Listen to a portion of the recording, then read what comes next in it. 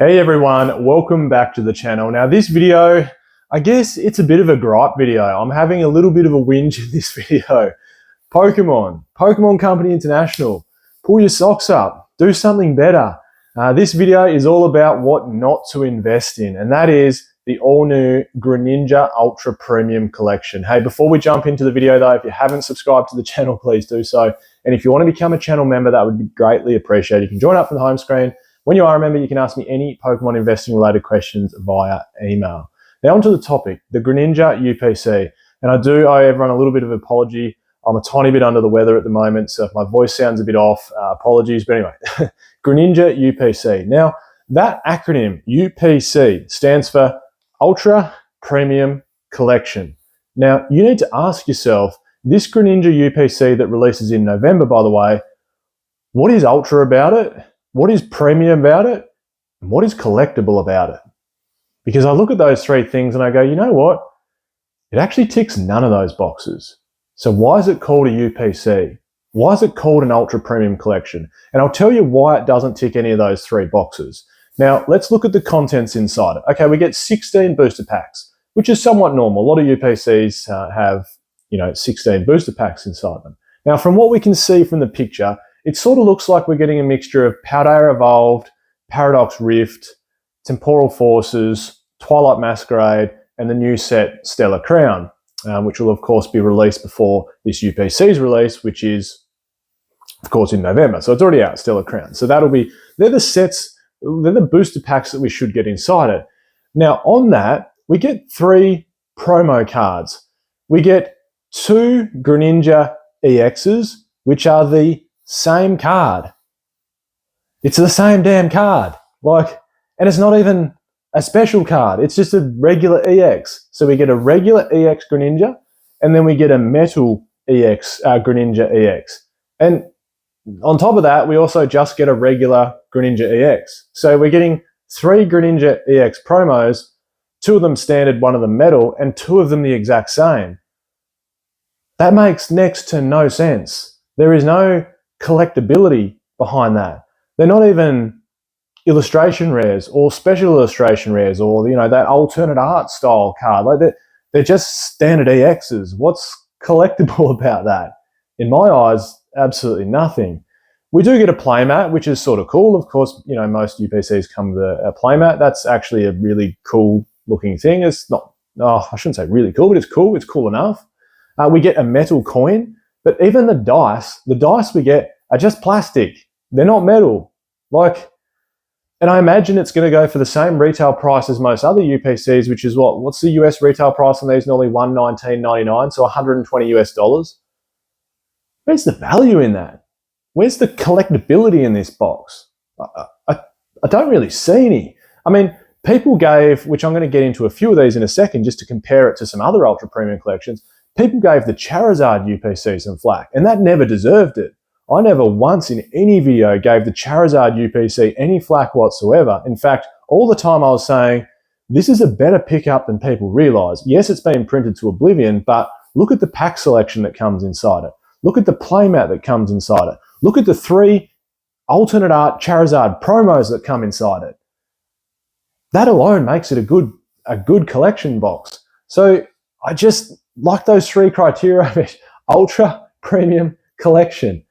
Where are any of those things inside this Greninja UPC? Now on that, in November, we're also getting another UPC being released. Now I'm shocking at pronouncing this Pokemon's name. What is it? Terrapagos or whatever it might be.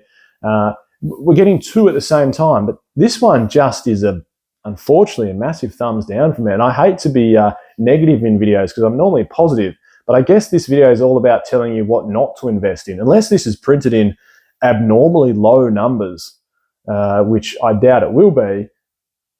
But even if it is, what's collectible about it? What's going to make people come back to this in the future, other than maybe the pack selection? But there's every chance we could get some better sets after these sets. It just doesn't make a lot of sense. And I said I'd compare it to some of the last ones. So the one we had before this, of course, was the 151 UPC. So we've already had a UPC during the Scarlet and Violet era. Now, inside the 151 UPC, we got things like the Gold Mew promo. We got the Mew Illustration Rare or SIR, and we also got the Mewtwo SIR, which came standard in the Japanese 151 set, but didn't come standard in the English 151 set, and got inverted into it as a promo in the 151 UPC.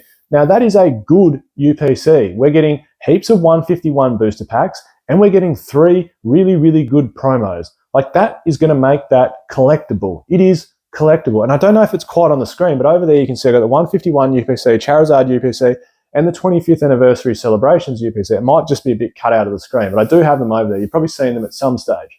The other one, like I mentioned before, the Charizard UPC, we had 3 beautiful promos and an amazing pack selection of some of the great Sword and Shield sets, alternate art sets in Evolving Skies, Lost Origin, Silver Tempest, just to name a few. Like, that is a really, really, I think it's still a solid pickup as an investment. And rewinding time a little bit further, the Celebrations UPC, okay, we had a gold base set Charizard and Pikachu inside that set, inside that UPC.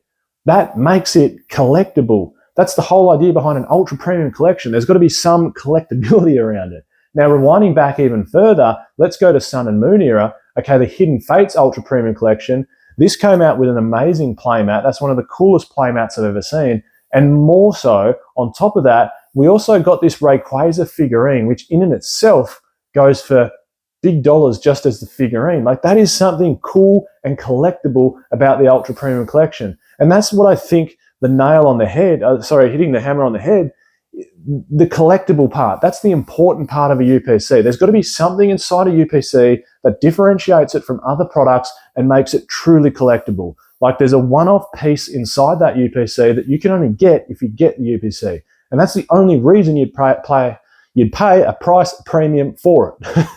Jeez, get that out quickly. Pay a price premium for it. That's the only reason you would, because you're getting something collectible, okay? These are worth, the 151 UPC is worth it, the Charizard UPC is worth it, the Celebrations UPC is worth it. You've seen what the Hidden Fates UPC has done if you've been in and around the hobby the last 5 years. Okay, Hidden Fates come out in 2019. That UPC goes for like nearly, I think, over $1,000 Australian now.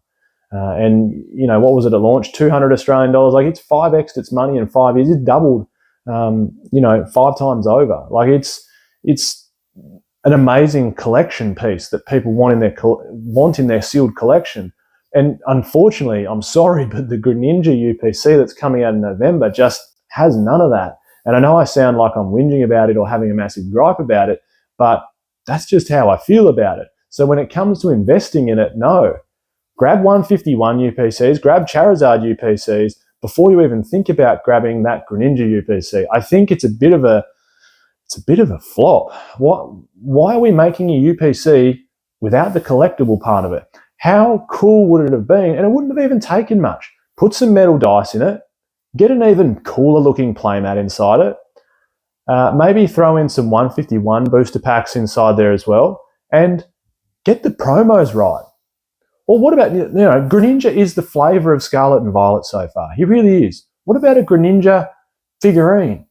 Doesn't have to be as big or as special as the Rayquaza one from Hidden Fates UPC, but even if it was like a metal figurine, like a metal Greninja figurine, maybe with a Terra hat on, maybe in the pose that he is in that Twilight Masquerade, and then get the promos better. Like, it doesn't take much. Then it would have made that item super, super collectible because there's actually something different about it. There's something collectible about it. I'm sorry, but at the moment, it just doesn't have that.